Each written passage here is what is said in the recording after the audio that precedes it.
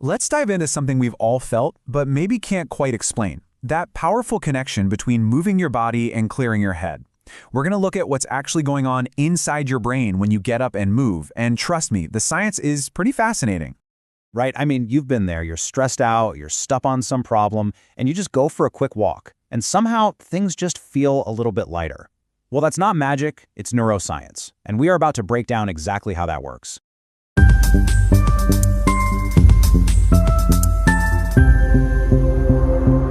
Okay, so let's get into it. The first thing you've got to understand is that when we talk about exercise, we are not just talking about getting fit or building muscle. We're talking about a direct, hands-on intervention for your mind. And that is the absolute key to all of this. This isn't some vague, feel-good idea. Movement is actively, literally rewiring your brain's chemistry in real time. It's changing the chemical cocktail in your head to boost your mood and dial down your stress. So how in the world does that happen? Well, think of it like this. Your brain has its own built-in pharmacy, and movement is one of the best ways to get that pharmacy to release some of its most powerful mood-boosting prescriptions, all naturally. What I love about this is just how simple and elegant it is. It's a trade-off. As soon as you start moving, your brain ramps up production of endorphins. That's what gives you that positive, calm feeling. And at the exact same time, it starts pumping the brakes on stress hormones. You know, the ones that make you feel all that pressure and overload. It's an incredible two-for-one deal. So let's just zero in on this word, endorphins. The easiest way to think about them is as your body's own natural feel-good chemicals. They are the #1 reason that even a little bit of physical activity can give you such an immediate sense of relief and positivity. But you know that initial chemical shift? That's really just the beginning. It's like the first domino to fall. It sets off this amazing cascade, this whole ripple effect of positive changes that go way beyond just that immediate mood boost. And you can see how it all starts to connect. Regular movement helps you sleep better, which is huge. That better sleep gives you more mental clarity and focus. With more clarity, you're better able to regulate your emotions. And all of this works together to actively reduce those persistent, anxious thoughts. You see, each benefit just builds on the last one. And okay, beyond all the chemistry and the ripple effects, there's something really powerful happening on a psychological level too. Moving your body can fundamentally change how you see yourself and your ability to handle whatever life throws at you. And this cycle right here is just brilliant. It's so simple, but so profound.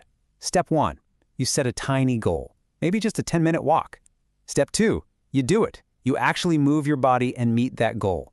Step 3, you take a second to acknowledge it. Hey, I did the thing I said I would do. That small act, that little promise you keep to yourself, that's how you build self-trust. And that is the absolute bedrock of resilience. Now, this might be the most important part of this whole thing. So many of us hear the word exercise, and our brains immediately jump to like grueling workouts or running a marathon. It is time to completely blow up that idea, especially when our main goal is mental well-being. Seriously, just let that sink in for a second. That pressure we put on ourselves to go hard, to push to the limit, a lot of times that's what stops us from even starting. But for the kind of brain benefits we're talking about, that pressure is completely unnecessary. So, what actually counts? Well, pretty much anything that gets your body moving. Some light stretching when you get out of bed, a walk around the block at lunch, putting on your favorite song and just dancing around your living room for 3 minutes. All of these things trigger that positive brain chemistry we've been talking about. So here's the real secret. It's not about how hard you go. It's about how often you go. Doing something small, something gentle, every single day is so much more powerful for your long-term mental health than one giant, intense workout once a week. It's that consistent, regular release of feel-good chemicals that truly rewires your brain for the better. All right, let's bring this all home and wrap it up with one final, powerful takeaway. We've talked about the brain chemistry, we've talked about the psychological ripple effects, and we've talked about why just showing up consistently is way more important than going all out. And this, right here, is the ultimate reframe. We so often treat mental health as something that's just all in our heads, something we have to think our way out of. But what we know for sure is that our minds and our bodies are completely connected. If you want to change how you feel, one of the most effective ways to start is by changing how you move.